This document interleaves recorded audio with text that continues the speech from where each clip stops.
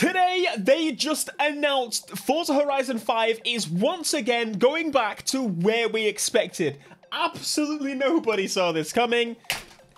Everyone saw this coming. There was a leak over on Steam, and we kind of just knew that this was going to be the case.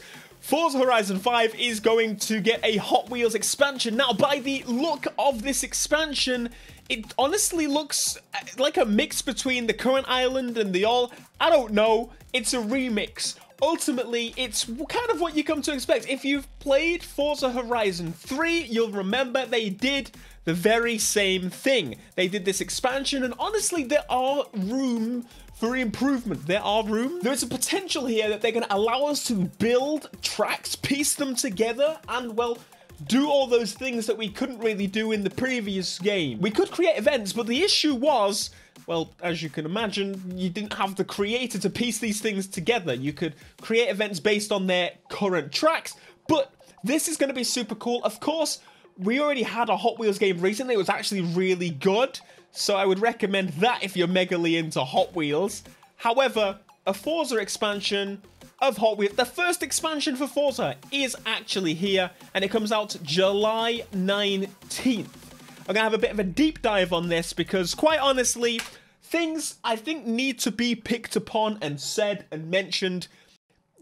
Yes, so of course, this is the first expansion of 2. The main thing here to me is that the expansion is actually next month. I thought it might have been this month, which does mean, well, we now know Motorsport is being pushed to next year, which means expansion 2 is probably the end of the year. So they're really extending the life of this game as much as possible. But we've got some super cool cars I'm sure you guys can point out a lot better than me, so I'm not even going to try. But genuinely, I'm curious to what you guys think of this expansion. Are you more excited or annoyed being... I bet I can tell. If you've played Horizon 3, you're kind of probably a little bit like, really? But if you haven't played Horizon 3, you're probably like, you know what? I'm excited about this video. I don't know what you're talking about. Now listen here. I'm not going to sit here and tell you I'm not excited about this expansion. However, I will say I was hoping for something a little bit more creative because the current state of Forza Horizon, as we have all kind of figured out, there's not that much to do. And for them to kind of follow probably the similar formula, is this them...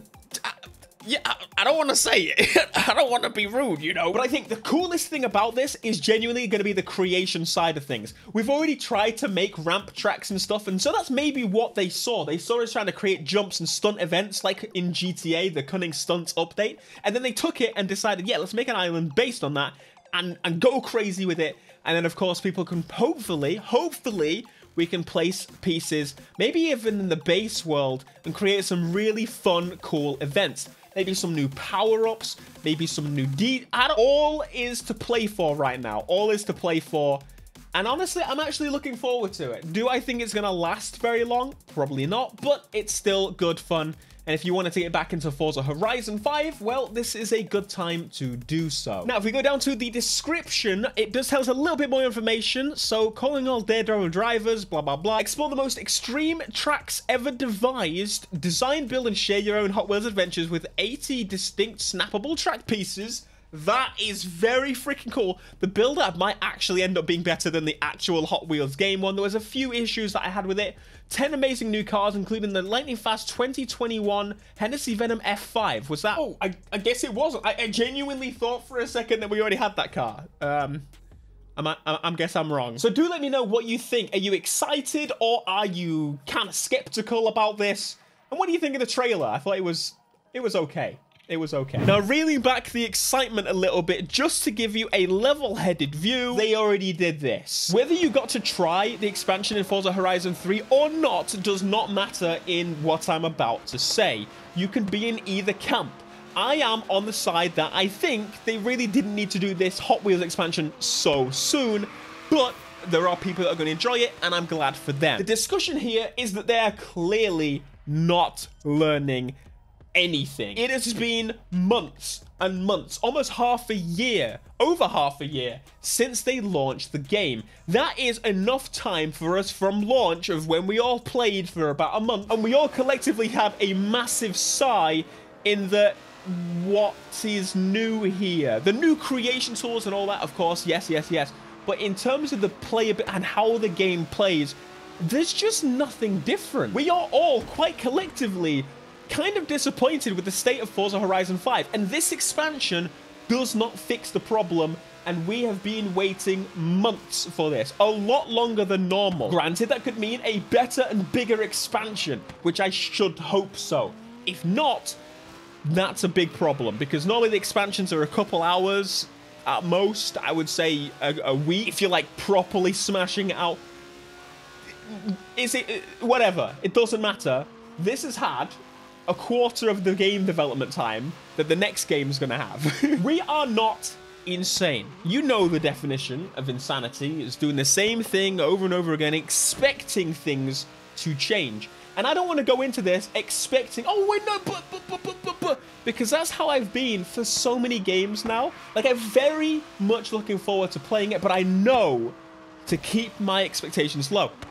Again, I'm very excited. You should be able to access Forza Horizon 3 and all its expansions, and Horizon 2, and Horizon 1.